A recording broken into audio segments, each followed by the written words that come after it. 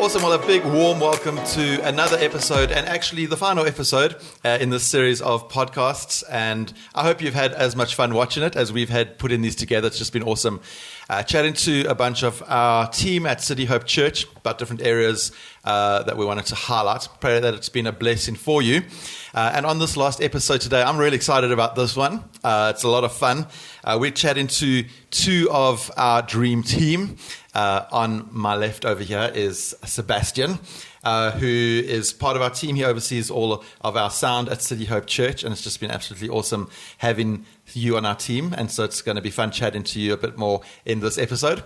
And then on this side, Jeffrey, who oversees all of our music at City Hope Church. And it's also just been so awesome just watching you grow and lead in that area. And I think one of my favorite things actually about the two of you is the relationship that you have with each other.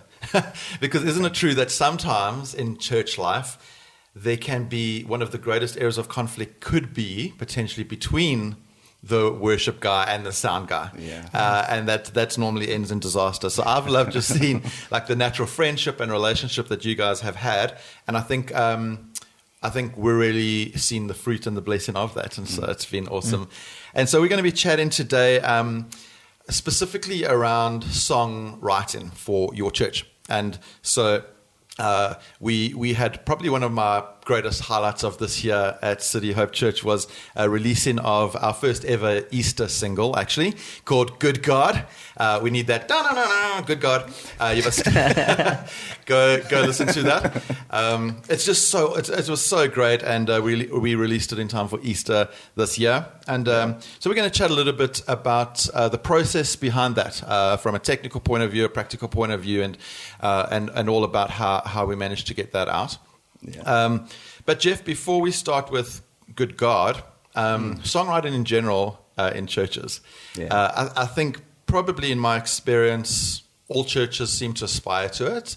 And then at the same time, there is such a massive, I think that there's not a lack of resource really when it comes to music in churches. There's a lot out there. But then at the same time, churches do always seem to want to be writing their own stuff. What's your point of view on writing of worship songs for churches? And is it important, or do some churches just have a special grace for it and others don't? Or what do you think of that? I think it's a cool avenue if churches do go into it. Like I was just thinking now, if a beautiful gift that churches have are pastors that also preach every Sunday and share a word. And I think it's also beautiful if the band puts something together that's not just a song that's sung from other churches. So the pastor's obviously going to prepare his sermon specifically for the church, what they need to hear. Right. It'll be beautiful if a band prepares a song specifically for what the church needs to sing. Totally. And so I think if you have the gift, if you have the people, if you have the resources, and all of that's above, I think it'll be awesome. Maybe you don't have the gift, resources and stuff. I know we're going to talk about how you can maybe get there, but I think it's something I think churches can aspire to. It shouldn't be maybe the staple, but I know some churches will probably have the goal of like, I want this song to be the biggest song on the radio or something. Sure. It doesn't have to be that. Yeah. It can just be a gift you give to your church, your local church. And I think that would be a great thing to do. Totally, yeah. I suppose it does come down to asking yourself the question, why? Or what is the reason I want to write the song? Is it for it to be a successful song on radio, or is it to be a successful song? Or because you're so right about if you can catch on to like, what are we trying to, as a pastor of a church, what are we trying to communicate to the church? And we can put that in song form. It just works so well together. The church will really then resonate with that as a kind of a full picture of communication. Yeah. Awesome. Well, we were just chatting before we started recording about this single, Good God. And it's one of those songs, I think we sang it last week again. And it's one of those songs that just really did catch on very easily for our church. And so wanted to chat a little bit about the process behind that. I think, where did the idea come from? When did you first start thinking about, hey, let's have a cool Easter single to do? And then the process behind writing that and then kind of getting it to the place of releasing it for Easter. Well, funny enough, it actually came from you guys. You guys put pressure on us to write a song. It wasn't like, I'm inspired. Yes. No, but it was. I did like have an idea for it in December. I told Duncan, I'm like, I think I've got something. But having the pressure from you guys did help us actually like. We should probably now write the song. We should probably put this together. So okay. I just had we've been as a church going through this period where we're like, we actually want to sing songs just about God, how good he is, how faithful he is, just about his character. And a lot of songs that do sometimes come out are about me focused. And so I was just like, I just want to make a song that's about how good God is. Simple as that. And then I just had some chord ideas, some melody ideas. And then that's kind of how it started, like in December. And then as soon as the deadline was put, then it was time to start actually finalizing my idea. Yeah. And Seb, I think, so Seb's just awesome because not only are you a sound engineer, but you're also a musician. And I think that's so helpful for a sound person to have an understanding of musicality as well. So that's a great blessing to us. But one of the things that I loved what you said with this song when we're busy with it is a person's never really happy and you'll always be trying to perfect it a bit more. But you said you need to have a deadline at some point, right? So tell us a bit more about how does that work in the recording process? When do you know, like, okay, we just got to end this now and go for it? I think one of the ways to actually know when to end is to understand what the objectives are. And then obviously there has to be a deadline. So based on the deadline, you kind of reverse engineer it. Okay.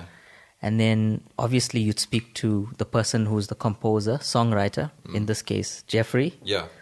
Did a great job with the writing, by the way. Great job. Yeah, and then also getting, I think, a better understanding of what the vision for the song was.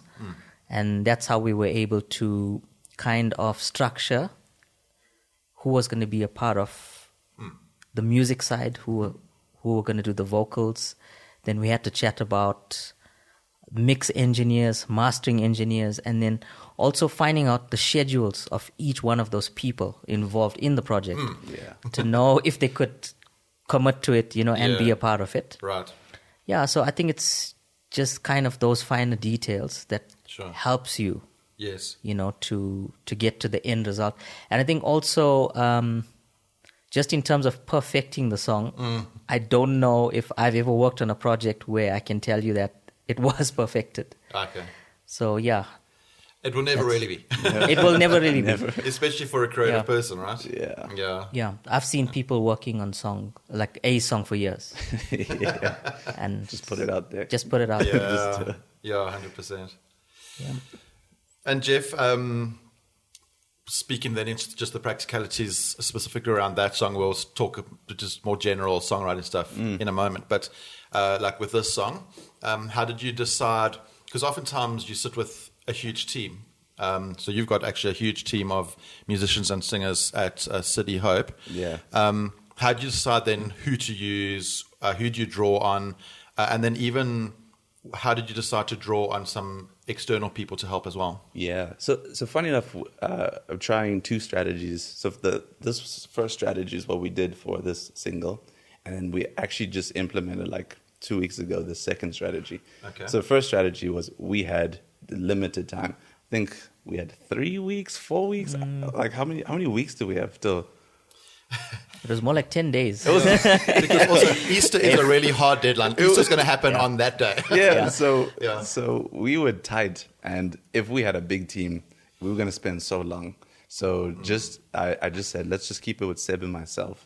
And we naturally took these positions, and we later on discussed. I took the composer role, Seb took the producer role, and then from there, so I just wrote, and then I was like, Seb, it's on you now. Let's see what we can do.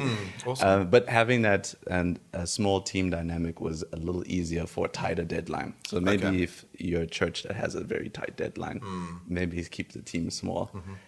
Unless you guys all work together really well and you know how to push out a project in like a week or two, and you guys do this all the time, then I guess. Yeah. But then this other strategy we're doing, we're actually writing another song. Okay. And we've already written it. I didn't tell you about it as well. So things I'm finding out tonight. We've already written it. And so what I did is I just sent a message to our group, and I just said, who's keen to write the song? And people put their hands up, and some people were like, I'm actually just not a songwriter. Naturally, we just got out of the team the best songwriters that were keen. And there were some that weren't available, and then people that put their hands up wrote a very beautiful song. It's called It Is Finished. It'll be coming soon. Yeah. So, but that's the strategy. So if you got more time, you can work with a little bit of a bigger team. And what I'm trying to do is actually work with our team to start just getting into a routine of how to write as a team instead of just me writing, because I don't want that. Because then if I just write and compose, then it's going to be my genre that I like. And so having the different voices can kind of put together what the city sound is. So that is awesome. I'm so excited. We'll have to do another podcast when we get that song out and find out all about it. Awesome. And so when you started working with Good God, you obviously started with a rough skeleton of the song. And then did you find it evolved much from that original skeleton? So I know it's not everyone's position. I'm fortunate that I can play piano and produce a little bit. So what I did was I just recorded basically the idea that I was thinking. I used the specific sounds that I was thinking. Like I wanted the synths to sound like this. And the drums, so I recorded the drums as well, just to record the idea. And that was my skeleton. It was quite a fleshed out skeleton. But I know that most guys will just have a guitar and then they'll just play the chords or whatever. But I think it's normally helpful to have that. And then once you hand it over to the producer, or maybe you are the producer, but you hand it over to the producer, it's a lot easier for them to be like, okay, now I see it's missing. So Seb came on and added 80% of what's already there, and added the vision to what's there. I just gave the skeleton, and then And so Seb, taking it from there, you need to get into the process of recording all the elements. And how did that work out? Is it a case of you recording all elements separately, or in the case of this song, because we were tight on time, what was the process behind that? So I think based on the fact that we didn't have the luxury of time, we had to first discuss who were the vocalists we were going to use on the track. And in this instance, it was Kim and Sivu. So the first thing to do, apart from looking at their availability, we had to settle on a key signature that would work for both of them. Because I actually wrote it in my register because I was singing it, and then I'm like, this is too low for them. So, and also speaking to Jeff, trying to get into his head, trying to understand from a musical perspective, from a melody perspective, what was the vision, And then based on that, obviously we mapped out the song based on that. And I think the last thing we did was when we got Kim into the first pre-production session was to find out what was the comfortable key. And then, that was kind of, the foundation in terms of building the song. And then from there, you obviously add all the different elements as you go. The importance of the mixing and the mastering, I think that's a big passion point for you as well. Yeah, absolutely. So purely from let's say a production perspective, it's nice to kind of have an idea of who the potential mix engineers would be and mastering engineers, because it's almost as if based on what the feel, the vibe of the song is, you can kind of envision, who would be the guys you would want on the project. So even as far as mastering? As far as mastering. Because these guys are almost like artists in their own right. And, there's unique things about what they do and how they approach things. So based on the vision that Jeff obviously put forth, so now you have to try and figure out, what are the pieces of the puzzle. And one of the things that I think is so cool that you speak about is now, for us, we want to make the song as singable as possible for the congregation. And so you just got a whole bunch of people there, the majority of whom are not professional singers or musicians, but they want to be able to grasp a song easily in a time of worship. And you spoke about taking the lyrics of Good God, and there were some really good tips that you had in terms of some of the changes we made to the lyrics to make it like really singable for the average person in church. Yeah. Okay, so firstly I want to say, in no means am I a songwriter.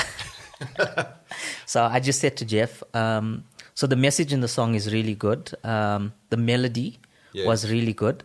But what could we do maybe to simplify it a little bit without changing the message, just so that it's a little bit more congregational friendly?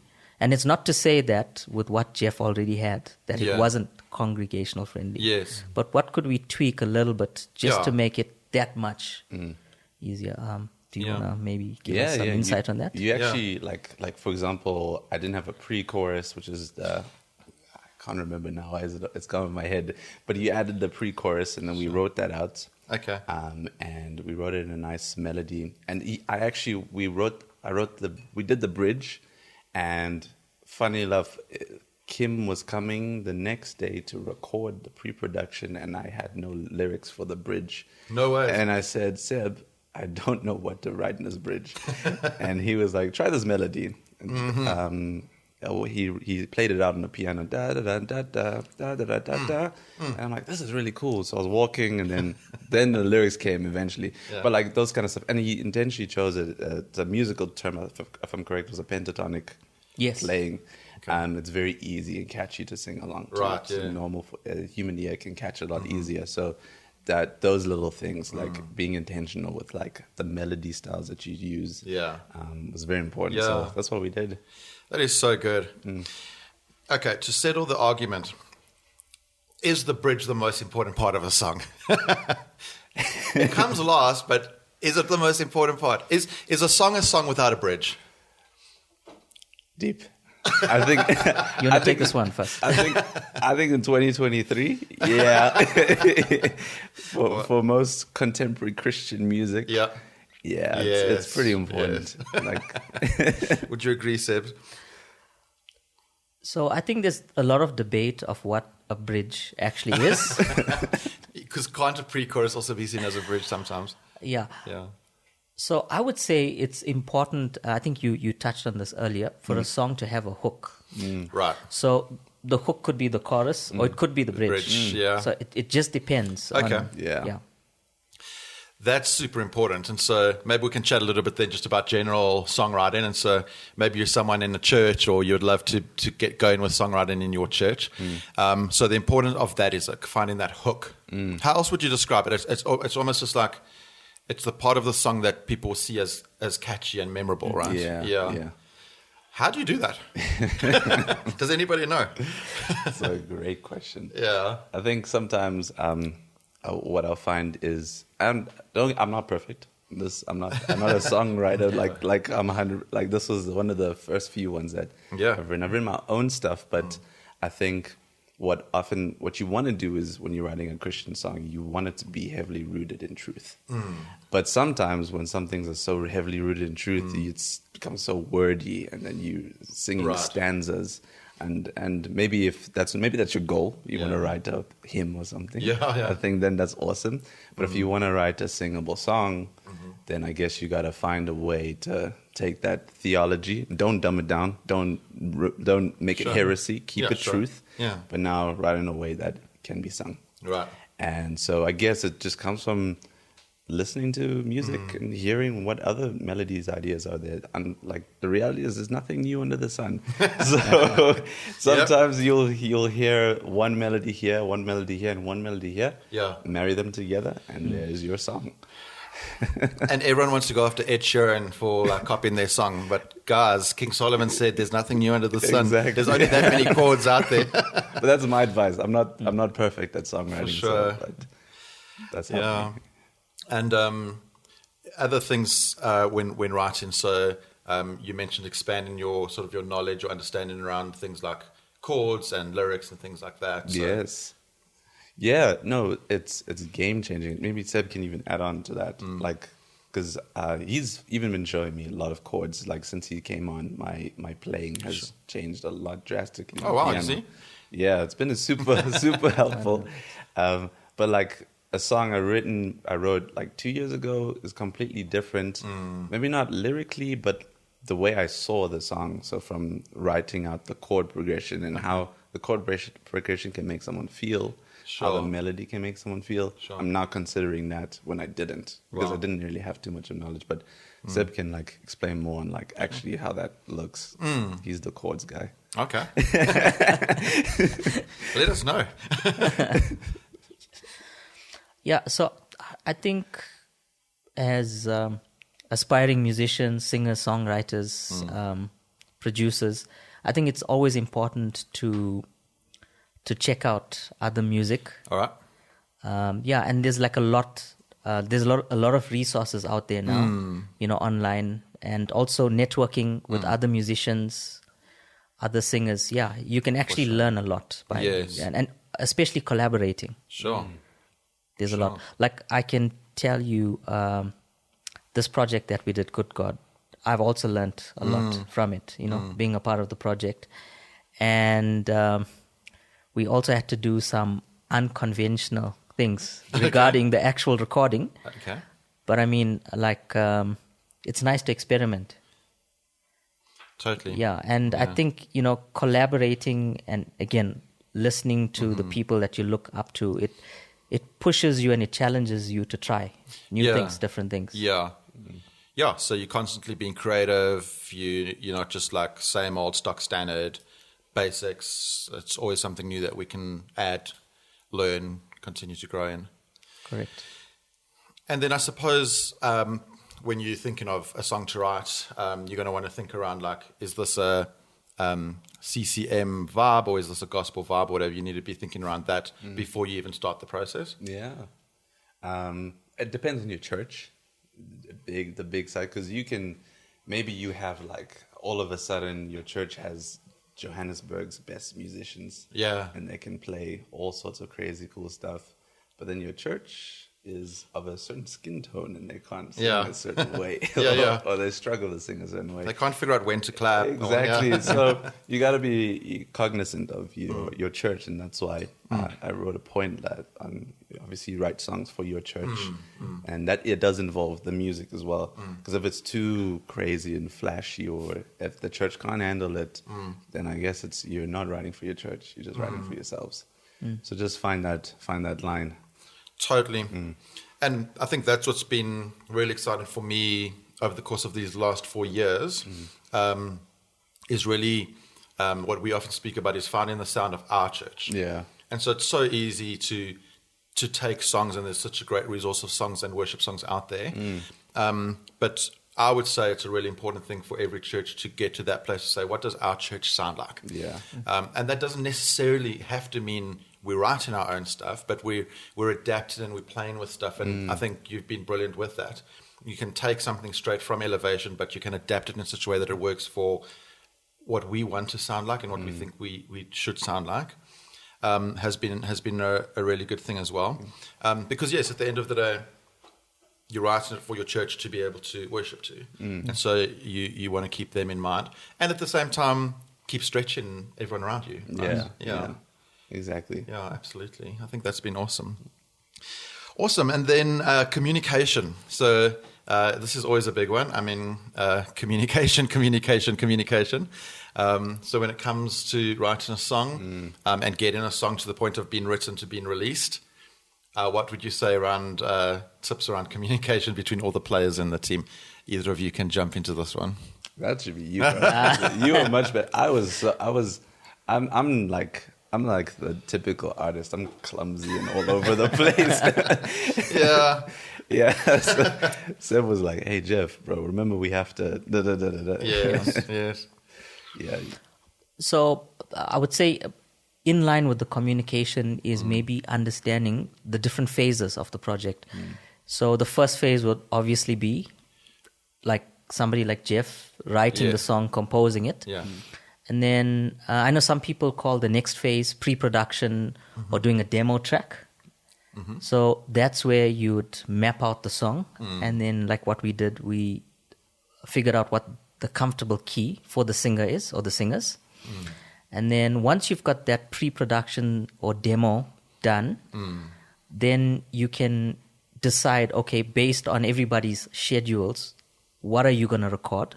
And to take it a step further, in some instances, maybe to get out the best from the vocalist, you'd need the entire musical track done just to help with energy, maybe confidence. But then again, I think if you know the singers and the musicians well enough, maybe you don't necessarily need the entire track. So in this instance, when we got to the next phase, which was the recording phase, we tracked all of the guitars, thanks to Mr. Raymond Green, who assisted us with that. Yeah. And then between Jeff and I, we did the keys. We did the Rhodes, the organ, the synths, and then we did the bass, and then we did all of the vocals, if I'm not mistaken. Yeah, and then the drums right after. We had my recording of the drums, which was just purely there for the vibe, the feel. Because I knew the singers were probably going to give us a little bit more, like Seb said, more energy once they hear the drums. Then we only had time to properly finish recording the drums once we finished everything else. Okay. Yeah. So generally, the third phase is, as I mentioned, getting all the vocals and the instruments and some of the electronic stuff recorded. And then you go on to the fourth phase is where you edit the project. Okay. But this time around, because there was a delay with the drum recording, we decided to do all of the editing, and then we recorded the drums. Yeah. And I'm not saying it's like a standard process, but it was just based on the person that we used on drums, availability. Yeah. So that would be the fourth phase, editing. And I just want to touch on that a little bit. In some instances, you'll find maybe the songwriter or the producer, whoever's working on the project, they tend to give the project to the mix engineer, which is in the next phase, but unedited or maybe not fully edited. Oh, wow. Okay. You can actually be working against yourself there because the mix guy is now going to guess what is the edited version of the song supposed to sound like.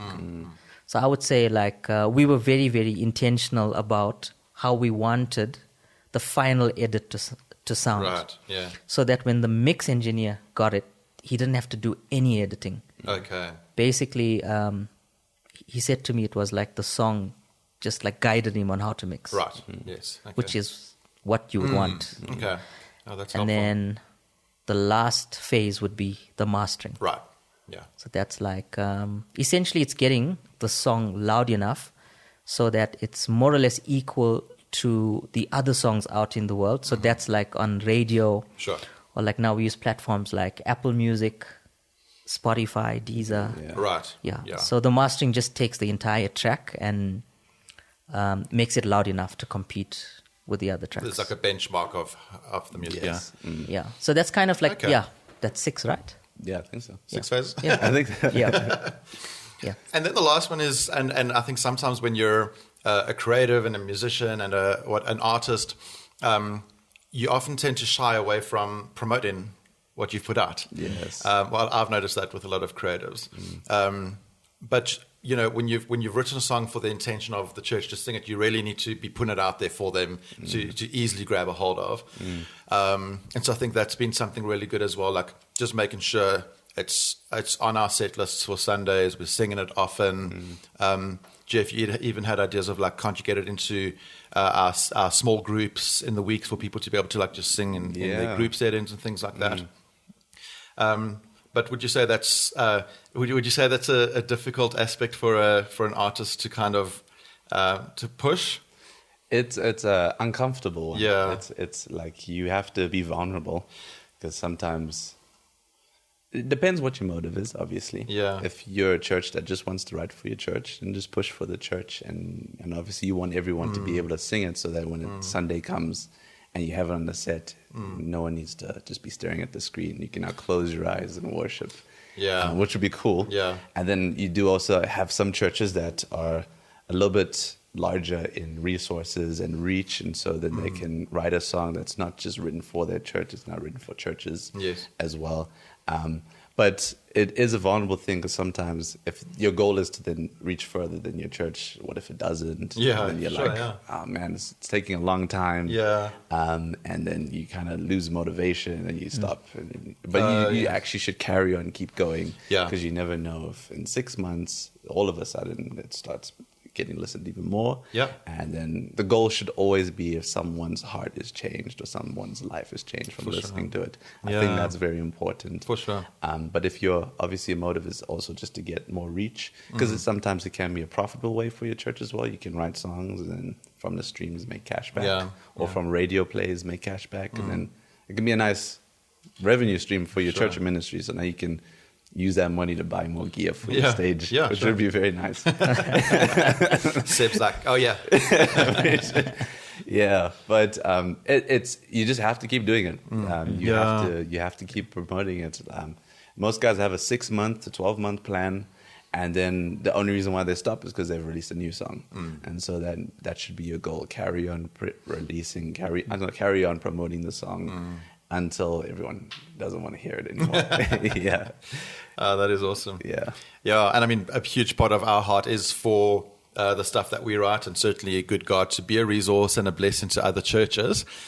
And we'll link to that lyric video in the show notes, right? Yeah. And we'd love you. And then also at our resource page on our website, so it's cityhope.joburg/resources. You'll find all the chord charts and the lyric video and the song itself, and all of that is available for you to download from there. So we'd love for you to go ahead and use it. We think it will be a blessing to you. And then we're looking forward to a new one. It is finished. So we'll definitely let everyone know about that. Come on. But thank you so much to the two of you. You both are just such a great blessing to us and our team. And thank you for all the incredible work and time and the heart that you sow into the life of our church, and I believe a blessing to other churches as well. And so thank you for being with me here tonight, chatting all things songwriting. And that's the end. That's the end of this podcast series. I just think it's been such a fun time, and I pray that it's been a great blessing to you. Thanks for joining us for the series. Please go and rewatch and share as far as and as wide as you can. We'd love for many people to be blessed by this. But otherwise, we'll see you on another podcast another time. God bless.